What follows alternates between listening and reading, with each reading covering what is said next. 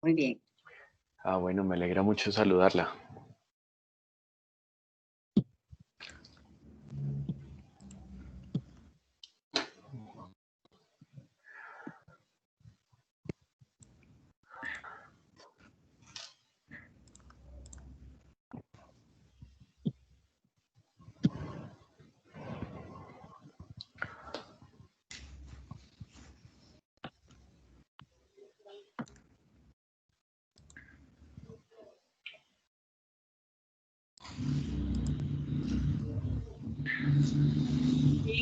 Lina María Acevedo no la veo en el chat.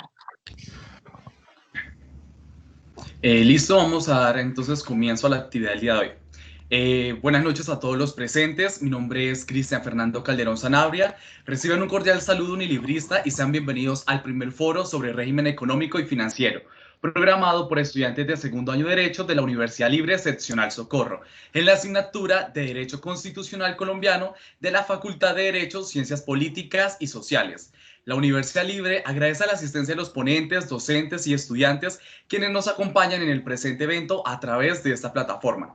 Agradecemos el apoyo de la doctora Estela Vesganiño, docente de la Facultad de Derecho, Ciencias Políticas y Sociales. De igual manera, a los ponentes que nos acompañan en la noche de hoy, al doctor Enrique Saavedra Valdiri, abogado de la Universidad Externado de Colombia, especialista en Derecho Comercial y magíster en Derecho Económico, al doctor Diego Fernando Jaimes Porras, abogado especialista en Derecho Administrativo y estudiante de especialización en Finanzas Públicas, al doctor Enzo Rangel Guerrero, ingeniero financiero de la Universidad Autónoma de Bucaramanga, especialista en responsabilidad social corporativa y magíster en dirección y administración de empresas.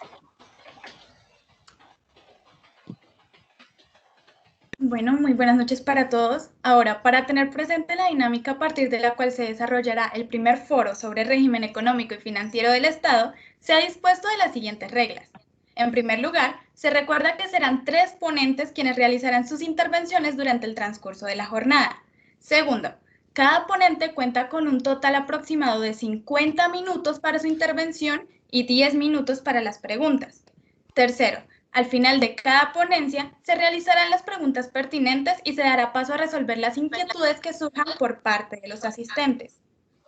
Cuarto, durante el transcurso de la ponencia, los asistentes pueden dejar sus preguntas en la sección de comentarios de Teams, las cuales serán resueltas durante el tiempo anteriormente mencionado al finalizar la ponencia.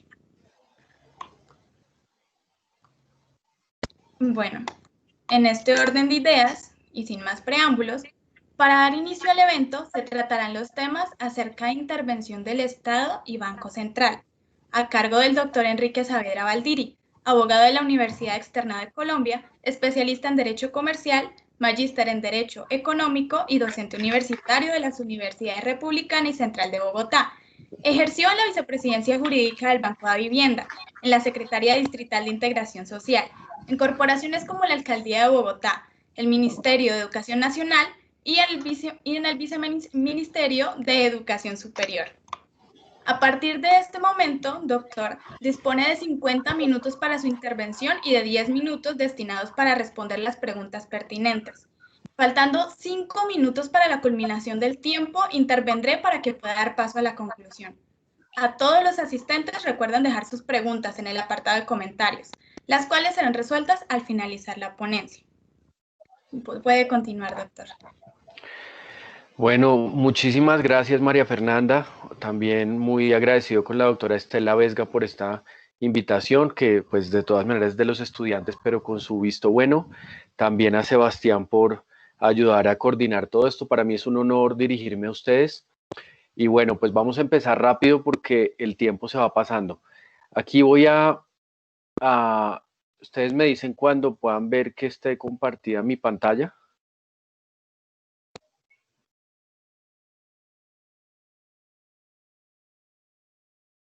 Presentación en Paint.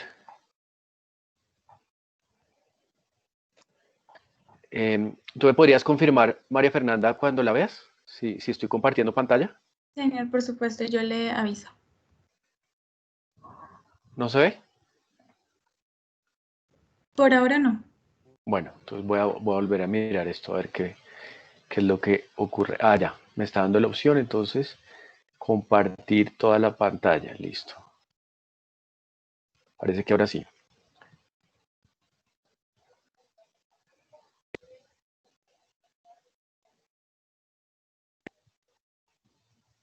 ¿Ahora sí la ves? Sí, señor, ya está compartiendo. Listo. ¿Cuánta gente? ¿Ahorita ya están todos los estudiantes conectados? ¿Faltan muchos? Por hora y 40. Bueno, entonces más tarde les hago una invitación cuando haya más. Bueno, pues primero que todo, para mí es un placer. ¿Me están viendo por la cámara también? No me aparece, pero probablemente Bueno, a alguien más sí aparezca. con que se vea la presentación está bien, sino que estoy aprendiendo a usar esta Sí se aplicación. ve la presentación. Listo. A mí sí Bueno, me aparecen. Vale. bueno, pues de verdad que muy agradado estar, como les decía, nuevamente y pues el tema que vamos a ver es un tema que yo hablaba con la doctora Estela y pues como los temas de constitucional colombiano son tan largos y tan extensos, de pronto no han tenido hasta ahora la oportunidad de ver cómo es el régimen el régimen económico y financiero, como dice la doctora Estela, o como dice explícitamente el título 12 de la Constitución, lo llama régimen económico y de la hacienda pública en Colombia, pero es un tema que ustedes se van a encontrar a lo largo de la carrera en diferentes materias y que va a estar muy relacionado con los temas que ustedes van a ejercer en su futuro ejercicio profesional. Yo quiero hablarles también aquí van a ver como la estructura de las normas, pero también les quiero hablar desde el punto de vista de la experiencia en economía, para que no solamente sea algo que ustedes puedan leer, sino también un poco explicación del mercado. Hay algunas ideas que ustedes ya tienen en su teoría económica que pueden ser útiles para algunos temas que vamos a ver. ¿Qué vamos a ver? Vamos a ver en general todo digamos, este evento tan importante que me parece muy valioso que lo organicen y ojalá lo sigan haciendo a lo largo de los años. Habla entonces del régimen económico y financiero del Estado. Vamos a enfocarnos, hay varios temas, pero vamos a enfocarnos principalmente en la intervención económica del Estado, en la intervención del Estado en la economía. ¿Y cuáles son esos supuestos? ¿Por qué interviene? ¿Qué busca al intervenir en la economía? Y vamos a hacer algunas, digamos, precisiones muy cortas sobre la banca central. Entonces, bueno, empecemos.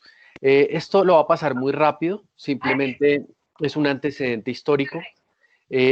La intervención en la economía siempre ha existido, pero de manera normativa y positiva no era explícito, porque en los ordenamientos constitucionales anteriores a la Constitución del 91, que teníamos la Constitución de 1886, era una constitución de una tradición liberal, de poca intervención en la vida de los particulares, no solamente en la vida económica del mercado privado, sino en general en la autonomía de la voluntad de los ciudadanos. Entonces simplemente había unas alusiones a la economía muy someras, como el artículo 32 y el artículo 39, que se referían a la libertad de profesión y a la libertad de trabajo, pero no tenían un intervencionismo como el que podemos ver actualmente, que es mucho más explícito y mucho más manifiesto. La primera reforma que se hizo a la Constitución de 1886, todas estas que estamos viendo son reformas, ¿no? Porque la Constitución posterior a la de 1886 es la actual de 1991, pero tuvo esta Constitución varias reformas y en la de 1910 se hablaba del reconocimiento de los monopolios estatales como arbitrio rentístico. Ya vamos a ver qué significa eso. Quiere decir que el Estado se reserva ciertas actividades que son monopolio para que obtenga ingresos, ya no solamente a través de impuestos, sino también a través de una actividad económica que no debe tener competencia de los particulares. En la reforma de 1936, esta es muy importante porque habla por primera vez de la función social de la propiedad y esto es un salto muy importante. Ustedes de pronto ya lo han visto también, está reflejado en el artículo 58 de la Constitución, que da lugar ya no al concepto absoluto de la propiedad privada, sino un concepto relativizado, porque si bien sigue existiendo la propiedad privada y se protege, esta propiedad privada debe estar circunscrita a una función que le preste utilidad a los asociados. Entonces, en determinados casos, cuando prevalece el interés general sobre el particular, hay lugar a la expropiación con indemnización. Y a partir de la función social de la propiedad nacen los conceptos de los deberes sociales del Estado y la función de intervenir en la actividad económica, en las diferentes fases de la actividad económica que ya las vamos a ver. Paso muy rápidamente. Esto, digamos, es un antecedente, no concentren su atención en eso, simplemente es para que sepan que esto no apareció con la Constitución del 91, sino que ya se venía trabajando. Es importante que sepan que en cada periodo histórico no es que se le inventaran los legisladores ni los políticos colombianos, sino que hacía parte de los movimientos del mundo en materia política y económica. Por ejemplo, en 1936 ya venían unas doctrinas que venían de la discusión de la economía, del capitalismo social como contrapeso del régimen comunista de la Unión Soviética, y en Europa se fortalecieron, digamos, la intervención de los estados para lograr el mejoramiento de la calidad de vida y contener el avance del comunismo. Entonces se hablaba ya no del liberalismo y del capitalismo en un sentido tan extremo, sino matizado con que el Estado debe promover un bienestar y debe intervenir. En la reforma constitucional del 45, entonces ya existe un mandato expreso por primera vez de que hay que intervenir por medio de ya no leyes particulares, sino en general que la Constitución le da una instrucción al legislador de intervenir siempre para corregir deficiencias que tenga el mercado y buscar la eficiencia y también la equidad en el mercado. Y la más importante, podríamos decir, la reforma de 1968, que fue bajo el mandato del presidente Carlos Lleras, que impulsó una reforma administrativa muy interesante, que incluso ha servido de base de la actual parte orgánica de la Constitución actual. Pues ya se introdujo un principio que era la planificación económica del Estado.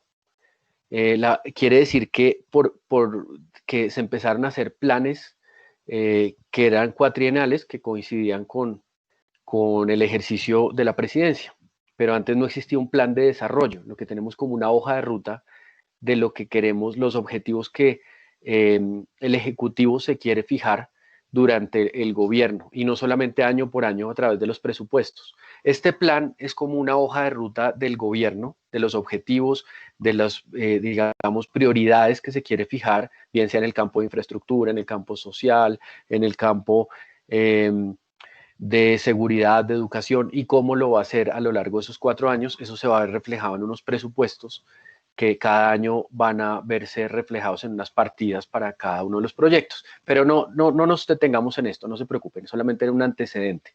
Después llega la Constitución de 1991, pero empecemos a hablar de una cosa, y es los principios de la economía de mercado. Que el artículo, cuando nosotros miramos el artículo 333 de la Constitución, nos habla con claridad sobre cuál es el régimen económico en Colombia.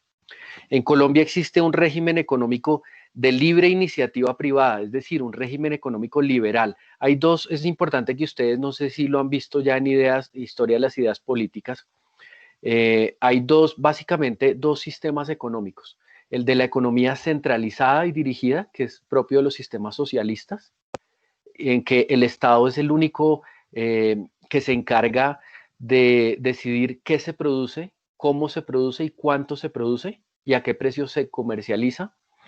Y el de la libre iniciativa privada, que es el propio mercado a través de los agentes económicos y las fuerzas de la oferta y la demanda, las que dicen qué se produce, cómo se produce y a qué precio se produce y quiénes adquieren esos bienes. Entonces, nuestro modelo es el de la economía de la libre iniciativa privada. Entonces, sin embargo, vamos a mirar cuáles son esos principios. Miremos la economía de mercado. Entonces tenemos la protección de la propiedad privada y los derechos adquiridos. Esto viene de toda la tradición liberal que nació desde la Revolución Francesa y todas las corrientes del individualismo y toda la teoría, pues, de la mano invisible, que vamos a ver, que no sé si ustedes han oído hablar de Adam Smith, que el mercado se autorregula y hay que hay que garantizar unos derechos básicos. Tenemos la propiedad privada y los derechos adquiridos que les son oponibles al Estado y a los asociados. Segundo, tenemos la iniciativa económica privada y la libre empresa. Eso quiere decir como contraposición a los sistemas de economía dirigida y planificada del socialismo, en las democracias liberales y en los sistemas de libre mercado, las personas tienen libre iniciativa de realizar actividades económicas, dice la Constitución, sin más permisos que los que expresamente exige la ley. Es decir, para desarrollar cualquier actividad económica, usted no tiene que pedirle permiso al gobierno, salvo en ciertas actividades muy, muy particulares, como podría ser, por ejemplo, la actividad financiera. Usted sí no puede montar un banco si no tiene autorización de la Superintendencia Financiera. Esto para proteger a los consumidores y al mercado, pero por regla general no existen esos permisos. Es decir, la iniciativa económica es libre dentro del bien común. Y la libre empresa, entonces no necesita uno autorización del gobierno ni del Estado para fundar una empresa. La empresa es libre siempre y cuando tenga fines lícitos. Tenemos la tercera, que es la autorregulación de las fuerzas del mercado. Esto viene de la tradición liberal y es que las decisiones más eficientes en el mercado se toman por parte de la interacción de los agentes privados, no de la decisión del Estado. Estoy hablándoles de la tradición de economía de mercado, pero la vamos a ver que se va a matizar con el Estado social de derecho, porque el Estado social de derecho ya busca poner unos límites a la libertad individual para lograr unos objetivos de interés general como es la equidad y la eficiencia del mercado. Entonces, las fuerzas de la oferta y la demanda son las que mejor regulan qué es lo que la sociedad necesita, en qué cantidades necesita y a través de qué canales se va a comercializar y a distribuir a sus consumidores finales. No debe ser el Estado, como ocurre en Cuba, como ocurre en otros países, como Corea del Norte, por ejemplo, donde el Estado es el dueño de las fábricas y dice a qué precios se produce, cuáles son el uso de los factores productivos, acuérdense que es tierra, trabajo y capital, sino que aquí son los agentes privados. Miren, la competencia económica y la libre concurrencia en el mercado, esto es muy importante. El Estado debe ayudar a que haya una competencia, porque la competencia económica nos favorece a todos, no solamente a los agentes que ingresan al mercado. Si hubiera barreras al ingreso, pues habría personas que verían, digamos, frustrada su libertad de empresa y su libre iniciativa privada, pero no solamente es en favor de ellos, sino en favor de toda la colectividad. Porque si tenemos un mercado de libre competencia y hay mucha concurrencia en el mercado de agentes que ofrecen diferentes productos, quiere decir que la sociedad va a tener esos productos a mejores precios y en mejor calidad, porque hay varios agentes compitiendo por la clientela. Eso es mejor que si hay uno solo. Y el quinto sería la legalidad en los impuestos, que es un principio liberal, pero vamos a ver la matización de estos principios. Entonces, miramos que en el Estado social de derecho tenemos que la propiedad privada ya no es absoluta y los derechos adquiridos, sino que cumplen, como les decía, una función social y ecológica, y además que están limitados, ya no se puede adquirir cualquier objeto, sino que hay unos bienes que están protegidos como patrimonio cultural de la nación y están simplemente tienen digamos, están fuera del comercio. Entonces hay una función social, ecológica de la propiedad y fuera de todo hay bienes que cuando son declarados por en este caso, Ministerio de Cultura como patrimonio cultural de la nación, no pueden ser objeto de propiedad privada. Entonces, fíjense que hay unas limitaciones del Estado social de derecho en aras de garantizar el bien común y el interés colectivo de los ciudadanos y de buscar la mejora en la calidad de vida de los asociados. Miren, la iniciativa económica privada era un principio que de finales del siglo XIX y comienzos del siglo XX era un principio, digámoslo, absoluto, ya no lo es. Entonces ahora se dice, usted ya no tiene la libre iniciativa privada al 100%, sí la sigue teniendo, pero ya el Estado va a verificar, por ejemplo, a través del derecho del consumo. Todas estas son materias que ustedes van a tocar a lo largo de su carrera, no se preocupen, que el Estado va a decir, no señor, usted no solamente está sujeto a las fuerzas de la oferta y la demanda, sino que usted tiene que responder por una calidad e idoneidad mínima de sus productos y bienes que ofrecen el mercado. Porque si usted concurre al mercado, usted está obteniendo una utilidad del mercado. Pero usted tiene que garantizar que está prestando una función social que valga la pena, o sea, está comercializando bienes que sirvan para la mejora de la calidad de vida de las personas y que sean seguros, ¿no? Porque, por ejemplo, hay determinados materiales que expiden ciertos componentes químicos que pueden ser nocivos para la salud. Pueden ser bienes que parezca que están en buen estado, pero no sean idóneos para lo que fueron diseñados y se esté produciendo, digámoslo, un gasto injustificado masivo de la gente. Entonces ya hay unas autoridades. Entonces primero tenemos una ley que es la Ley de Protección al Consumidor, y tenemos también una autoridad que es la Superintendencia de Industria y Comercio, a la cual recibe quejas por parte de los usuarios que están insatisfechos y puede llegar a imponer multas, y también tiene funciones jurisdiccionales para aconductar a esos agentes para que respondan.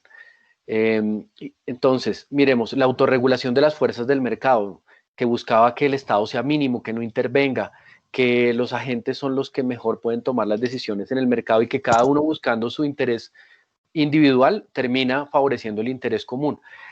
Y eso no es tan cierto. Generalmente es cierto, pero no siempre es cierto, porque se producen fallos en el mercado que atentan contra la eficiencia del libre mercado. El libre mercado por lo general es eficiente, pero a veces produce fallos, como por ejemplo el que vamos a ver, si espero poder correr un poco más, como es cuando solamente concurre un agente productor o vendedor en el mercado de un determinado bien o servicio que no tiene otros sustitutos cercanos. No sé si se acuerdan de su clase de economía, o sea, no hay otro bien similar que pueda sustituirse por ese, y solamente hay un agente en el mercado, puede poner el precio que quiera. Eso sería, por ejemplo, un fallo del mercado.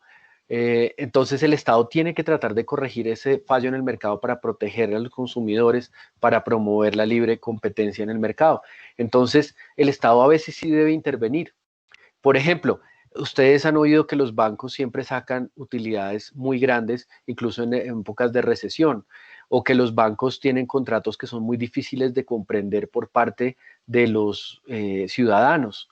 Entonces, ¿qué pasaría si no hubiera una superintendencia financiera para que revisara y aprobara esos contratos, o esas minutas de contrato de crédito que le hacen firmar a los ciudadanos? Posiblemente le estarían vulnerando sus intereses. Entonces, sí puede, por ejemplo, eso es un uso de posición dominante, que sería otro de los varios casos de fallos que se pueden producir en el mercado y que hacen que no sea eficiente el mercado. Entonces, el Estado debe intervenir a través de las autoridades administrativas.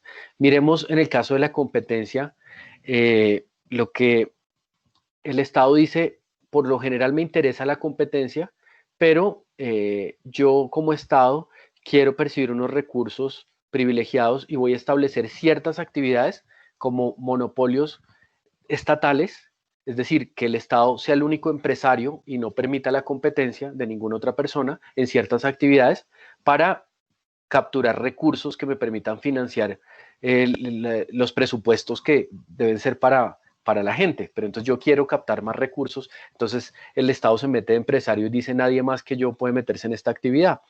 Funciona actualmente con las licoreras, que son de propiedad de los departamentos. Por eso han oído hablar del ron viejo de Caldas, del aguardiente antioqueño, del aguardiente Néctar de Cundinamarca, que es de la gobernación, y también de las loterías, de los juegos de suerte y azar, ¿no? La lotería del Tolima, la lotería de Bogotá. Estos son, digamos, monopolios que constituyen arbitrios rentísticos para el Estado.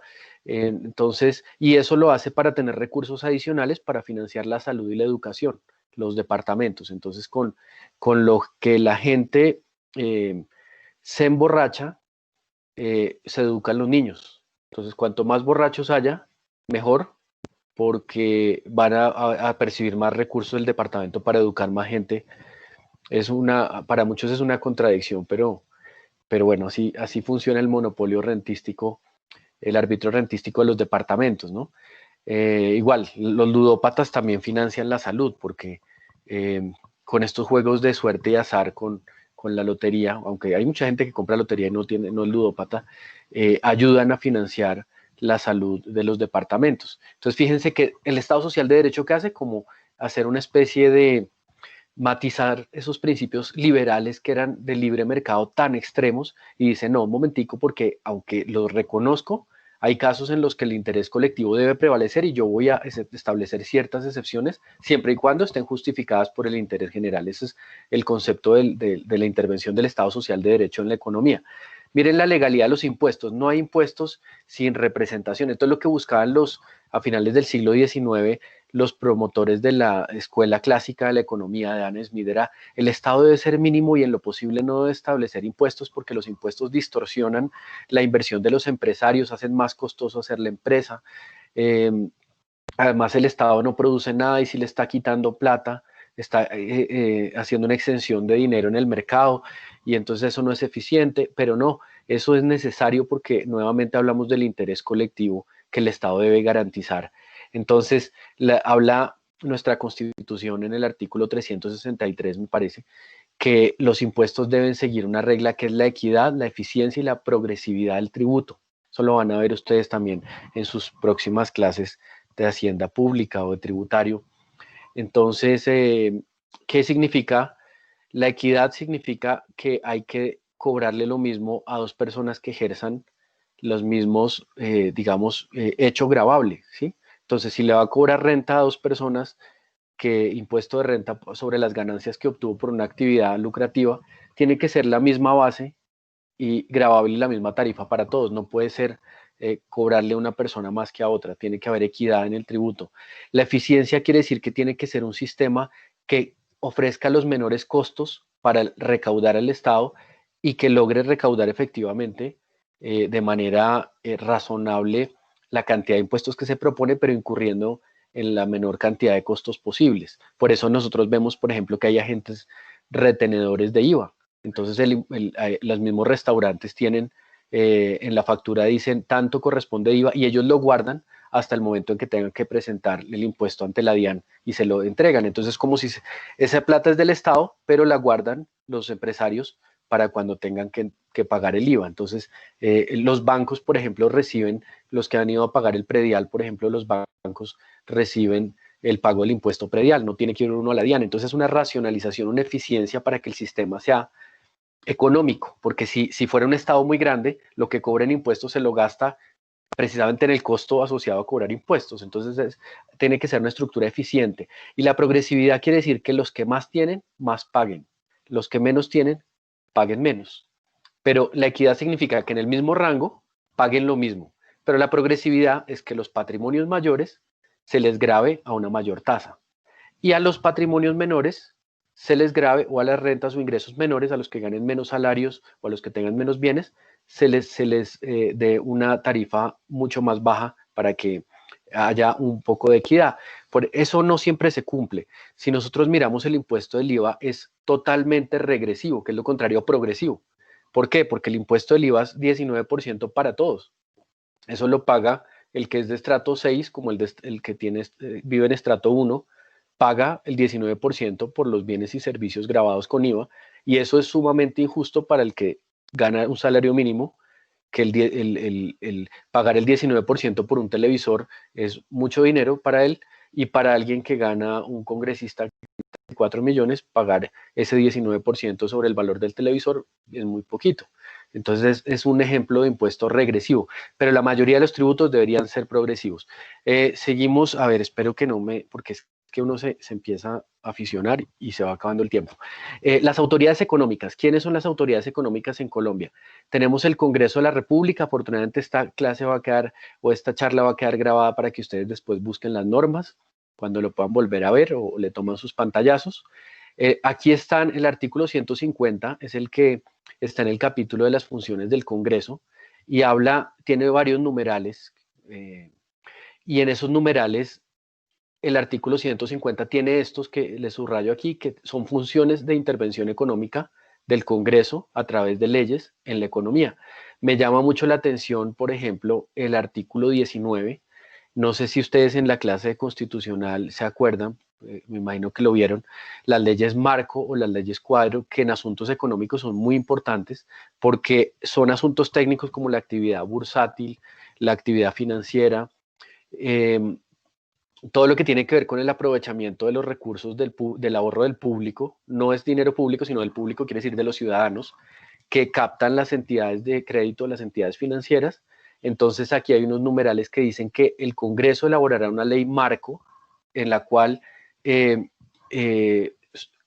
consagre los parámetros, reglas y principios generales que regirán esas actividades para que el gobierno, a través del Ministerio de Hacienda, y aquí ya estamos, fíjense en el artículo 189, donde habla de la reglamentación, entonces, digamos, concrete esas normas, leyes marco, y las especifique. ¿Por qué? Y porque el Congreso no lo hace de una vez, todo completo, se preguntarán ustedes.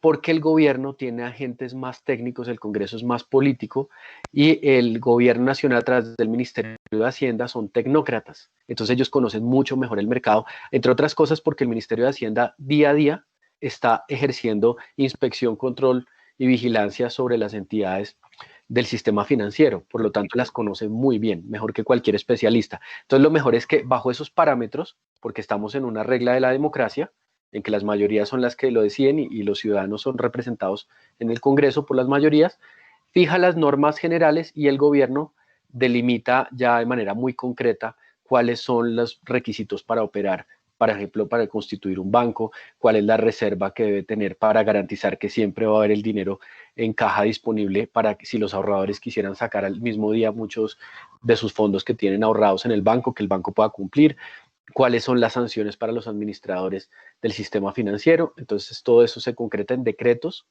que reglamentarios de esa ley marco, y también en otro tipo de decretos de intervención sobre diferentes aspectos. El Banco de la República, si el tiempo no me pasa demasiado rápido, alcanzo a hacer alguna referencia, es una entidad súper importante. La dejo para al final, así sea en los últimos minutos, pasar rápidamente por ahí. Es muy importante porque la estabilidad de la economía, la estabilidad macroeconómica, está confiada al Banco de la República. Cuando nosotros hablamos de la estabilidad macroeconómica, estamos hablando del valor constante de la moneda. Ustedes tienen en su billetera un billete, pero ese billete no vale nada, ese billete es tinta y es papel. Lo que hace que valga es la estabilidad macroeconómica y la credibilidad en el país, que hace que ese dinero esté respaldado por la producción del país. Y el Banco de la República tiene como función salvaguardar que ese valor del dinero que diga 50.000 pesos corresponda a una parte del Producto Interno Bruto del país que equivalente a 50.000 pesos. Fíjense lo que pasa en Venezuela, no hay estabilidad monetaria, ya ni siquiera se usa ese billete, porque ya se está usando dólares o pesos colombianos en Venezuela porque no ofrece respaldo en el mercado. Y tiene otras funciones que espero que las veamos. Los órganos autónomos, las comisiones de regulación, estos son entes que son de la administración pública, pero no dependen del Ejecutivo. Es curioso, eso lo verán, si no, de pronto en derecho administrativo lo entenderán mejor, cuando vean que hay entidades, cuando hablamos de administración pública, por regla general estamos hablando de la rama ejecutiva, pero también hay otras ramas del poder público, como la legislativa y la judicial, que ejercen funciones administrativas, y también otros órganos constitucionales autónomos, como la Contraloría, que ejerce funciones de administración pública y no hace parte de la rama ejecutiva. Y lo mismo tenemos el caso de las comisiones de regulación.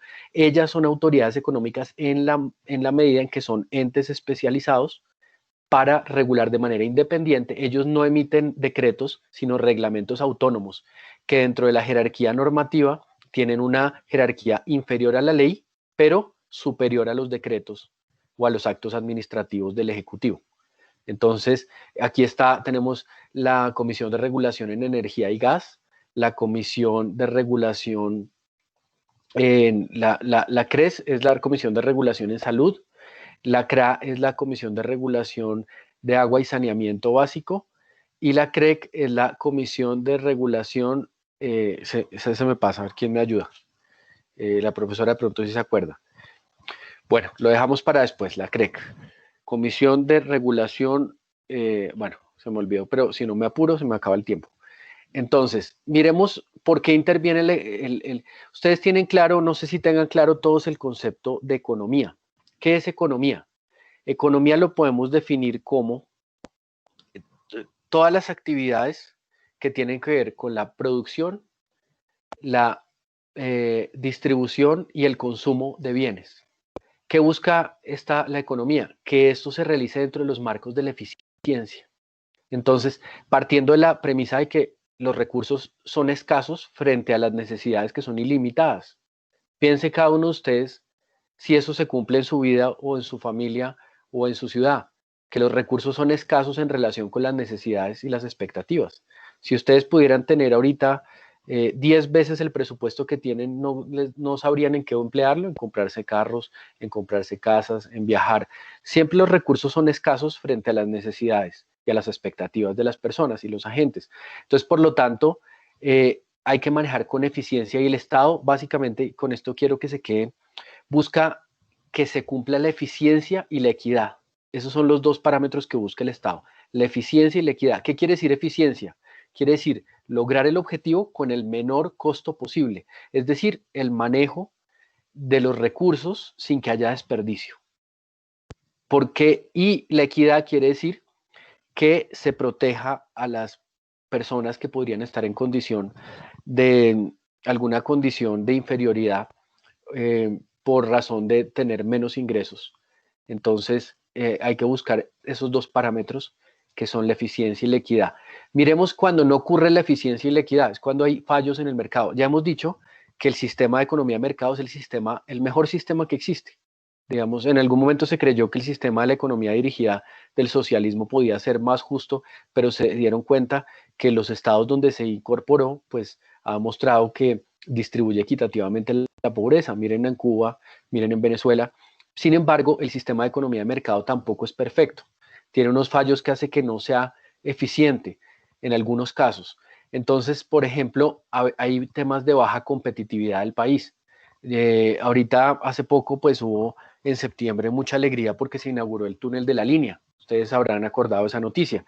Y la gente decía que se ponía muy feliz porque ahora el tiempo de los trayectos disminuye y el gasto en combustible, que eso redunda en cada uno de nosotros, porque ahí van camiones que llevan productos agrícolas y si gastan menos en combustible quiere decir que el mercado nos va a llegar más barato a la plaza.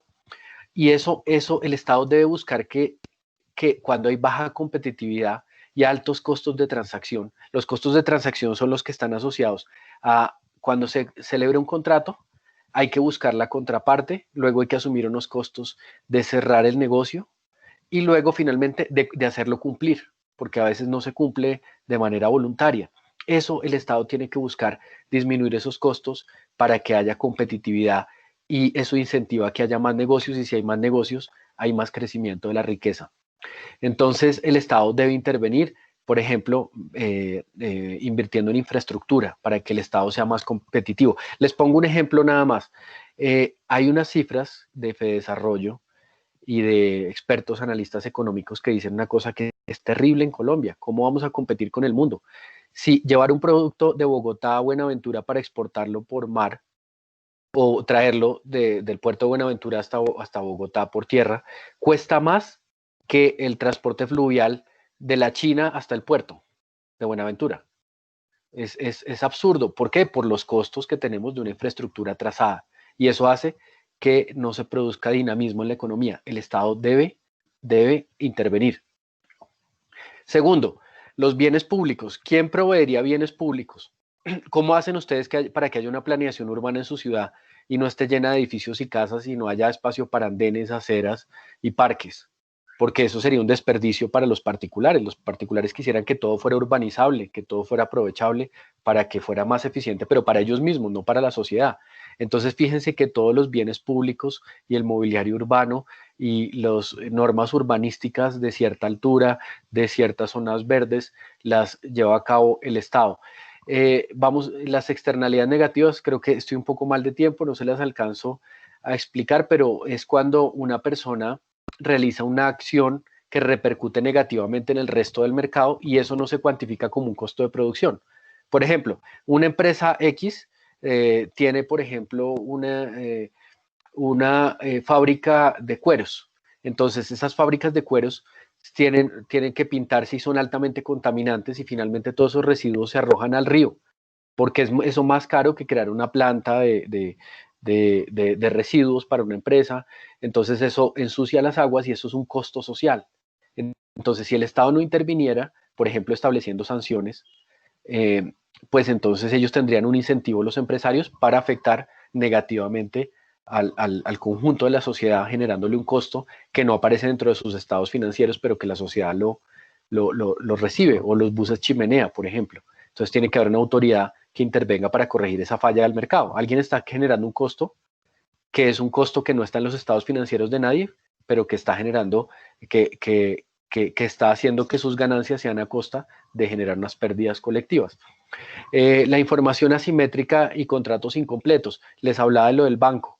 El banco sabe más que cada uno de nosotros, o la aseguradora sabe más que cada uno de nosotros. Si no hubiera una entidad que vigile, que inspeccione y que eventualmente controle esas entidades y que revise los contratos que nosotros firmamos antes de que nos los hagan firmar, en este caso es la Superintendencia Financiera, pues podríamos ser sujetos de un abuso de una posición dominante en el mercado. La concentración excesiva de la propiedad es otro tipo de fallo de mercado.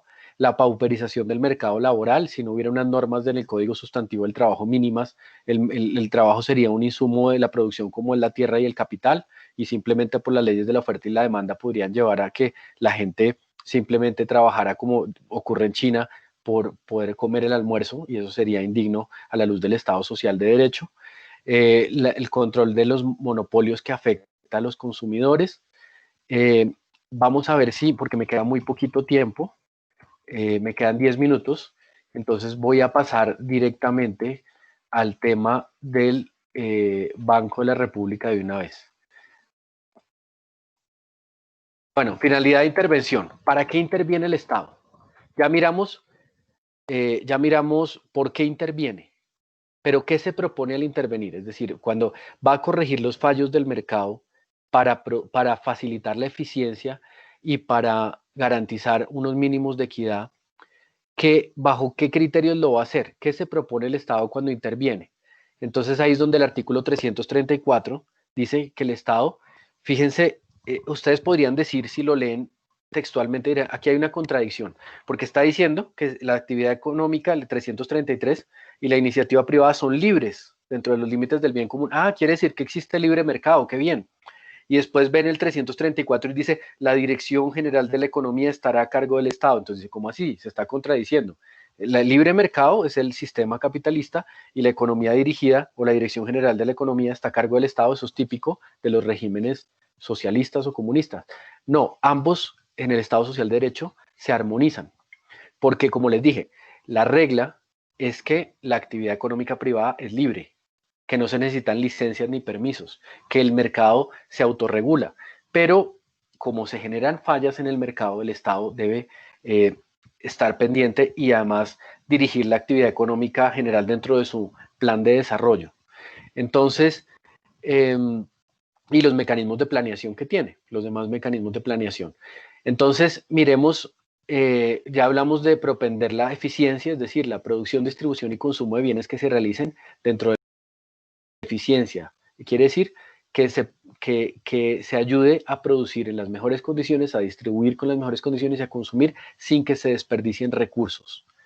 La cobertura plena universal de los servicios públicos y privados. Esto sí le suena más, esto ya no es eficiencia, sino es equidad.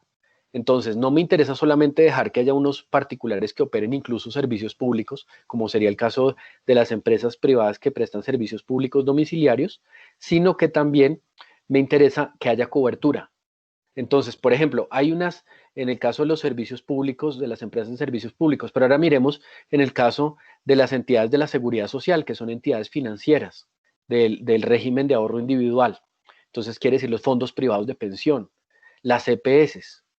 Entonces, son entidades financieras que están intermediando en la seguridad social, recibiendo recursos para asegurar riesgos, bien sea de la salud o de la pensión de vejez, y obviamente están generando una actividad lucrativa, pero al Estado no le interesa solamente que haya libre mercado, le interesa que haya cobertura de los servicios, que ellos presten una función social.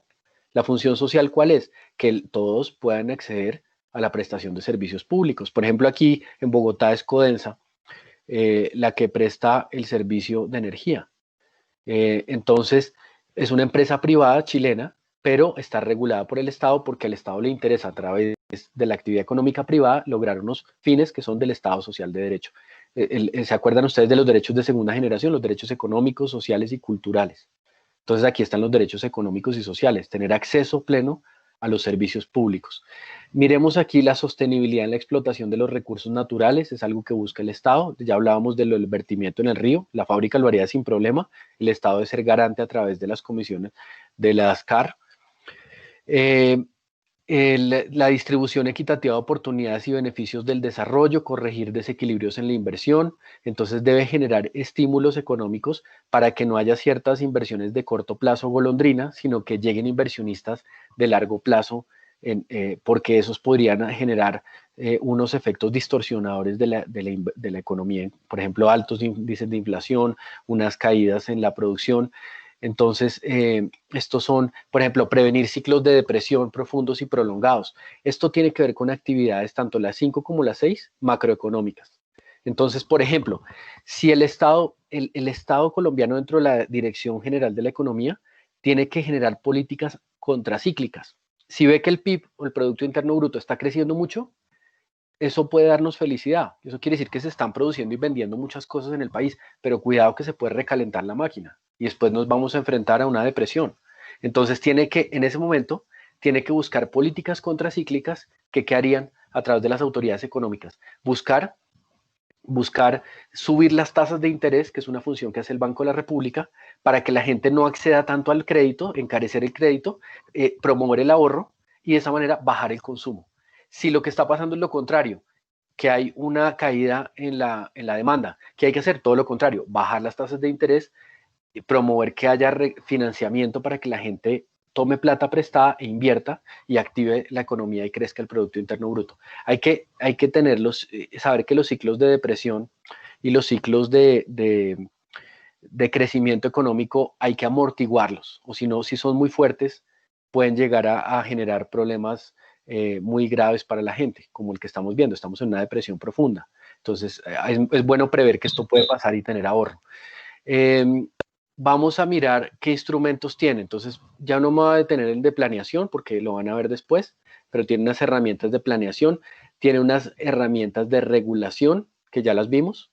Entonces, tanto el Congreso como el gobierno, creo que ya se me está acabando el tiempo, y si me quedan 4 minutos, tiene unos facultades de policía administrativa, eso lo van a ver en derecho administrativo.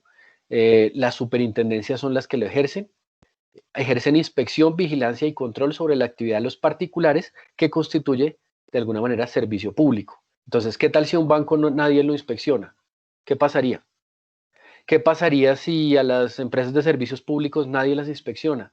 ¿Qué pasaría si, por ejemplo, a las sociedades comerciales nadie las vigilara?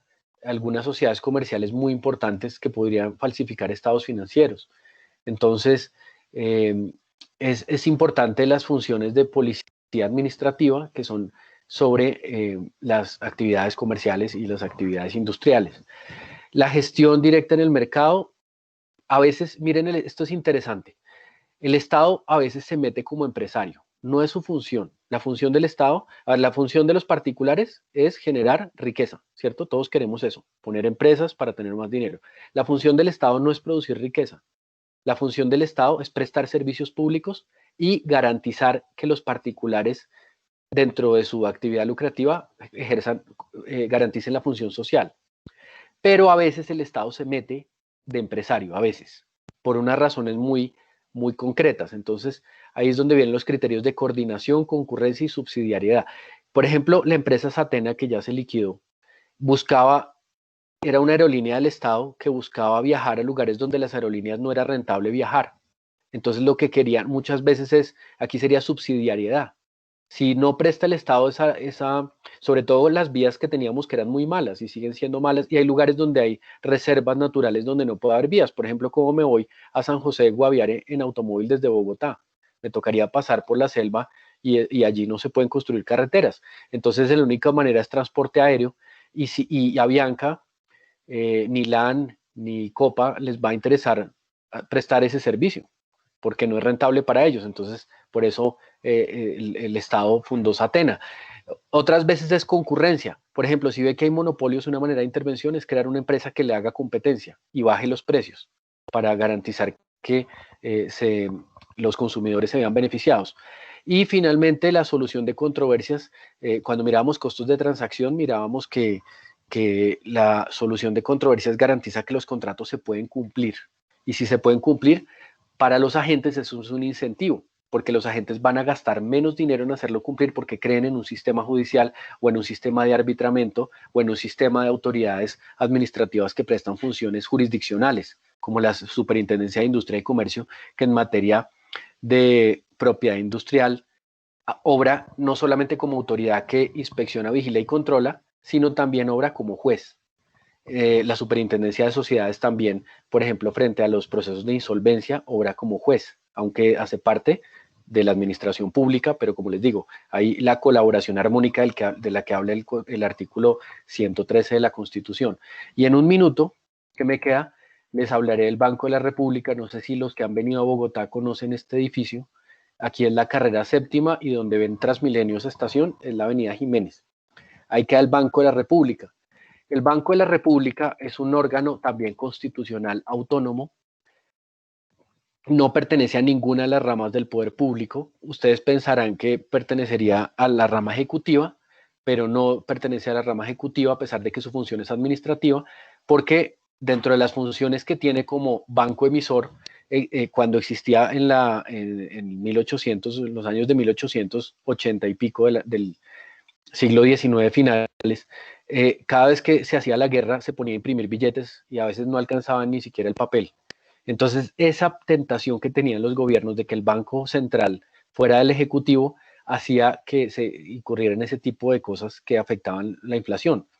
Entonces, por eso es un órgano constitucional autónomo, no pertenece al Ejecutivo y su función es ser autoridad monetaria, cambiaria y crediticia. Quiere decir, como autoridad monetaria, salvaguardar la inflación, salvar a la gente de la inflación, que es lo que más afecta a las personas. Cuando hoy pueden comprar un mercado con una canasta básica con 100 pesos y mañana vale 300, quiere decir que nos estamos empobreciendo con el mismo dinero.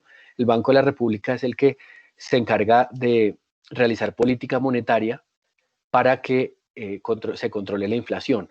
La autoridad crediticia quiere decir que fija las tasas de interés y fija unos valores máximos para que no se exceda en el costo. Doctor, terminó el tiempo. Ya se me acabó el tiempo, ¿cierto? Sí, señor. Bueno, eso es todo. Yo creo que ya con eso es suficiente, se me pasó rapidísimo. Ahora sí quedo atento a las preguntas. Muchas gracias. Gracias a usted.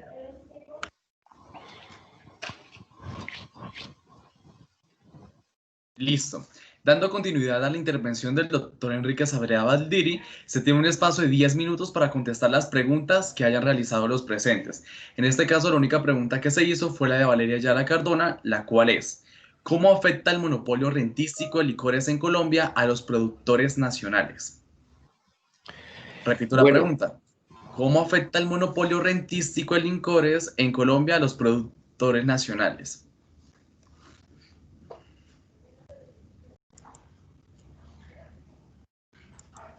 Sí, la escuché. Sí, me están oyendo, ¿cierto? Sí, señor. Se apagó la cámara, aquí la voy a volver a activar. Bueno, a ver, cuando la Constitución dice que cuando se establece un arbitrio rentístico en favor del Estado, en caso de que haya particulares que estén prestando esa función, es necesario expropiarlos con indemnización previa, porque aquí no hay una ilegalidad, al contrario, el Estado simplemente toma la decisión como Estado, eso tiene que ser mediante ley, en que establece que determinada actividad va a ser un monopolio rentístico y tiene que indemnizar a todos los agentes que estén prestando ese servicio. Y los tiene que indemnizar de acuerdo a los criterios de la expropiación, que es con una indemnización justa, es decir, con una valoración de lo que vale su empresa en el mercado, y si no hay acuerdo para que se haga administrativamente, está la opción de hacerlo, de demandar ante un juez. Si no, esto es por excepción. Esto del monopolio rentístico se critica muchísimo porque dicen que es algo totalmente antitécnico. Las empresas públicas, cuando prestan servicios comerciales o industriales, normalmente son ineficientes porque tienen unos indicadores de gestión mucho más difíciles de evaluar, y adicionalmente que no hay doliente, porque cuando el empresario es privado le importa mucho las pérdidas y ganancias y la eficiencia, al Estado no. En últimas el Estado siempre va a tener cómo responder y a los administradores eso no les preocupa tanto.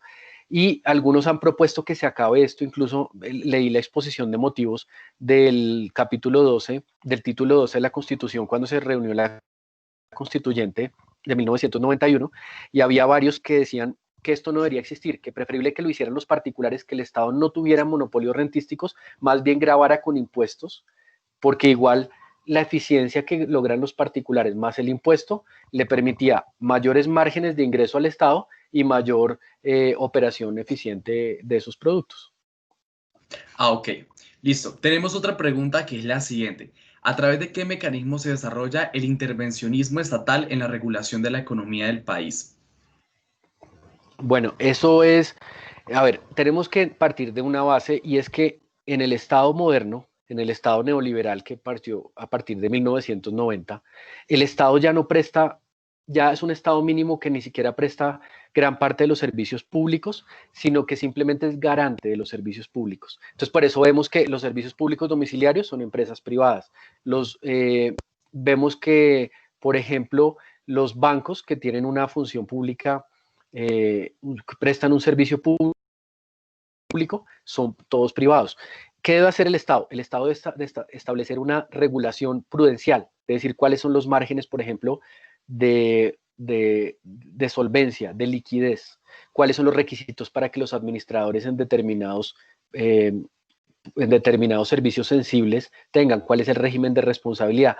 Y en últimas, el Estado tiene una función de sancionar, de intervenir en las empresas. Por ejemplo, lo veíamos a través de la inspección, vigilancia y control. El control ya es cuando toma posesión. Por ejemplo, las cooperativas, cuando tienen un manejo que ocasiona ciertas pérdidas, puede haber una toma de posesión por la superintendencia solidaria, bien sea para administrar o bien sea para liquidar. Espero haber respondido en tan poco tiempo la pregunta.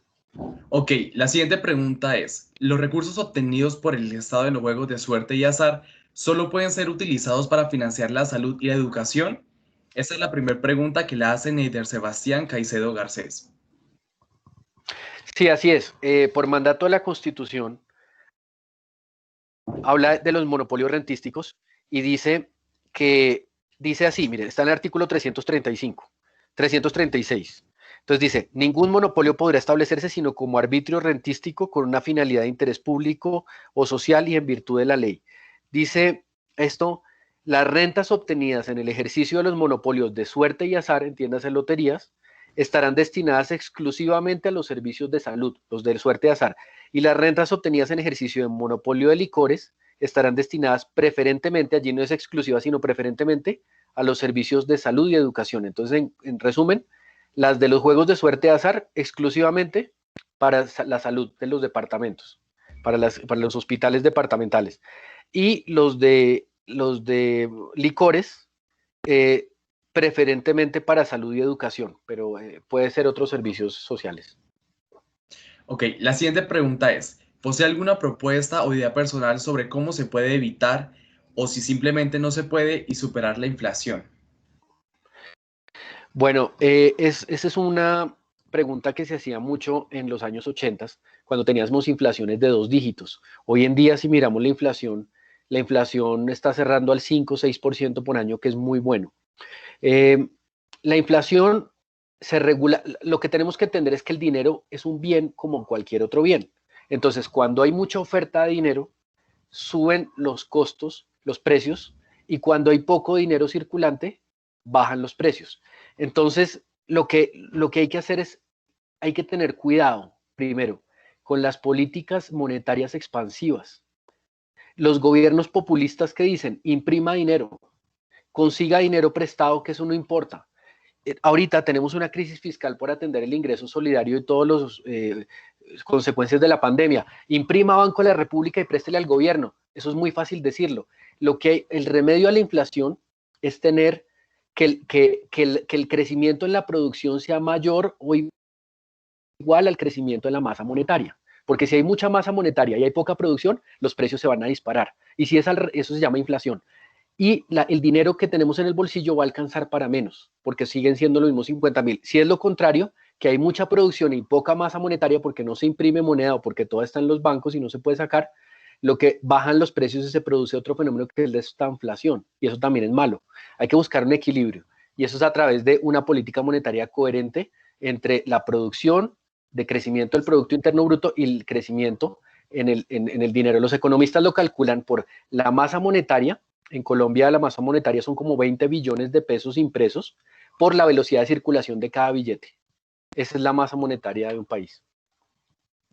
Listo, muchísimas gracias. Damos por finalizada el tiempo de las preguntas por el corto tiempo que tenemos pues, para poder seguir. Listo. Para dar continuidad,